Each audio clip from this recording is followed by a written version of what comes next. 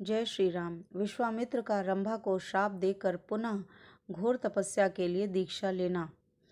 रंभे, देवताओं का एक बहुत बड़ा कार्य उपस्थित हुआ है, इसे तुम्हें ही पूरा करना है। तो महर्षि विश्वामित्र को इस प्रकार लोभा जिससे वे काम और मोह के वशीभूत हो जाएं, ऐसा इंद्र ने कहा। श्री राम, बुद्धिमान इंद्र के ऐसा कहने पर वो अप्सरा लज्जित होकर हाथ जोड़कर देवेश्वर इंद्र से बोली, सुरपते, ये महामुनि विश्वामित्र बड़े भयंकर हैं। देव इसमें संदेह नहीं कि ये मुझ पर भयानक क्रोध का प्रयोग करेंगे। अतः देवेश्वर, मुझे उनसे बहुत डर लगता है, आप मुझ पर कृपा करें। श्री राम, डरी हुई रंभा के इस प्रकार भयपूर्वक कहने पर सहस्त्र नेत्रधारी इंद्र हाथ जोड़कर खड़ी हुई थर थर कांपती रंभा से इस प्रकार बोले, रंभे, तू भय न कर, तेरा भला हो, तू मेरी आज्ञा मान ले। वैशाख मास में जब भी प्रत्येक वक्ष नव पल्लवों से परम सुंदर शोभा धारण कर लेता है, अपनी मधुर कालकी से सबके हृदय को खींचने वाले कोकिल और कामदेव के साथ मैं भी तेरे पास रहूंगा।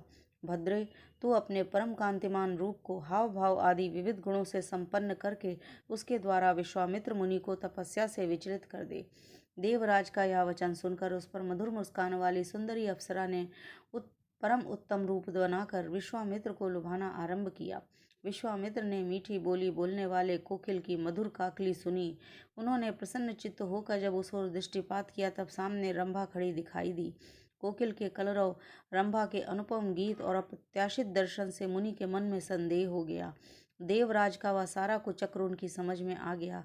फिर वो मुनिवर विश्वामित्र ने क्रोध में भरकर रंभा को शाप देते हुए कहा, दुर्भगे रंभे, तू काम और क्रोध पर विजय पाना चाहता हूँ और तू आकर मुझे लुभाती है, अतः इस अपराध के कारण तू 10,000 वर्षों तक पत्थर की प्रतिमा बनकर खड़ी रहेगी।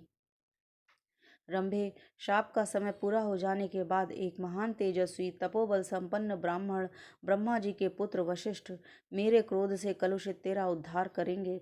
ऐसा कहकर महातेजस्वी महामुनि विश्वामित्र अपना क्रोध न रोक सकने के कारण मन ही मन संतप्त हो उठे। मुनि के उस महाशाप से रंभा तत्काल पत्थर की प्रतिमा बन गई। महर्षि का वह शाप युक्त वचन सुनकर कंदर्प और इंद्र वहां से खिसक गए। श्री राम, क्रोध से तपस्या क्षय हो गया और इंद्रियां अभी तक काबू में ना आ सकी। यह विचार कर उन महातेजस्वी मुनि के चित्त को शांति नहीं मिलती थी। तपस्या का अपहरण हो जाने पर उनके मन में यह विचार उत्पन्न हुआ कि अब से ना तो क्रोध करूंगा, ना किसी भी अवस्था में मुख से कुछ बोलूंगा, अथवा 100 वर्षों तक मैं श्वास को भी न लूंगा। इंद्रियों को जीत कर इस शरीर को सुखा डालूंगा। जब तक अपनी तपस्या से उपार्जित ब्राह्मणत्व मुझे प्राप्त न होगा, तब तक चाहे अनंत वर्ष बीत जाएं, मैं बिना खाए पिए पड़ा रहूंगा और सांस तक नहीं लूंगा। तपस्या करते समय मेरे शरीर के एक भी अवयव कदापि नष्ट नहीं होंगे। रघुनंदन, ऐसा निश्चय करके मुनिवर विश्वामित्र ने पुनः 1,000 वर्षों तक तपस्या करने के लिए दीक्षा ग्रहण की। उन्होंने जो प्रतिज्ञा की थी उसकी संसार में कहीं तुलना नहीं है। जय श्री राम।